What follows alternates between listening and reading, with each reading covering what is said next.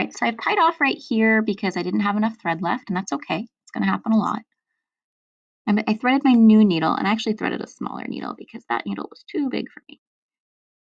I'm going to stick it in right where my last thread left off.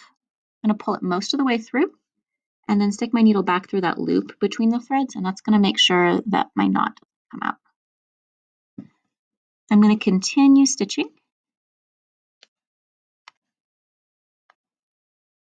trying to make those stitches small and even, trying not to poke myself. Some people wear something called a thimble. That's like a guard for your thumb so that you can sew without being afraid of poking yourself.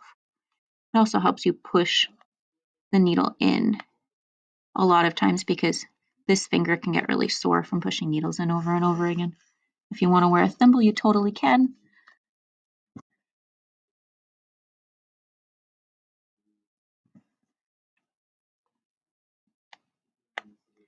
Remember, as I get to that corner, I want to make sure I have a stitch that goes directly in that corner, either in or out. And that's going to make sure that corner is really pointy.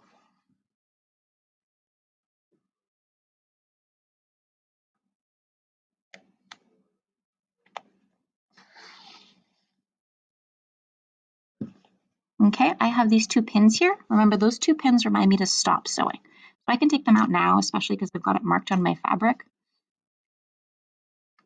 But I need to remember to stop sewing there. I don't want to sew past that line.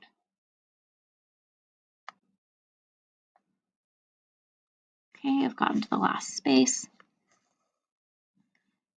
And I'm going to tie off my thread. See how I have a little loopy here? That happens all the time. Just make sure that your threads are pulled even. You don't have any loops out. Okay, so I'm going to tie my knots. Remember, I usually do about 3 knots in a row. I pull it through.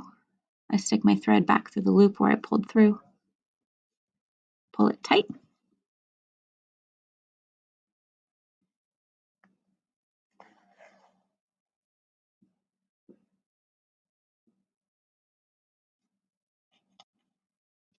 It's the second knot.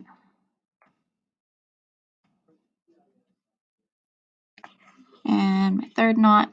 See how my loops are coming uneven? I want to make sure my loops are even all the time or else it can make knots in my fabric.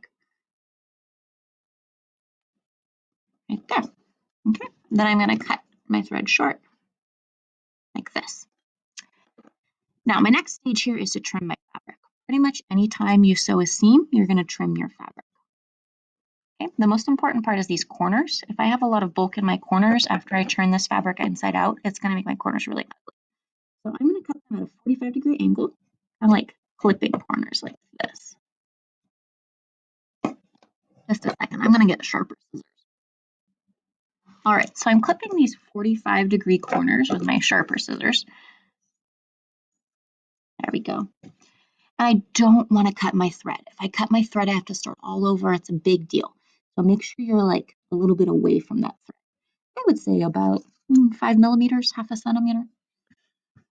Okay, so I clip all my corners.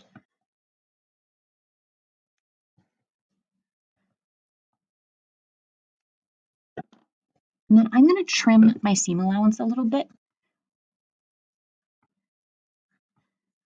till it's about half the size it was. The reason I do that is because my fabric will distort less as I'm sewing it if my seam allowance is big, but my seam allowance will become bulky when I turn this inside out if I don't trim it. So trim it on all the sides. I'm going to recommend that you don't trim it on this space that we're going to turn inside out because it's going to be easier for you to like kind of push it to the inside if there's more seam allowance. So leave the seam allowance at this top part, just trim it on the sides here.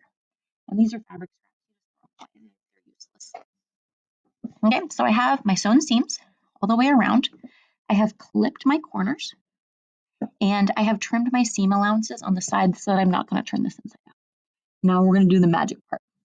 You don't usually see stitching on clothes or on pillows because they hide it. So we're going to hide it.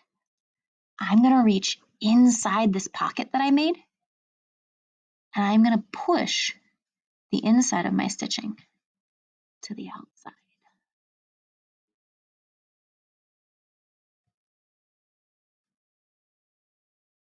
Ho, ho, ho. This is my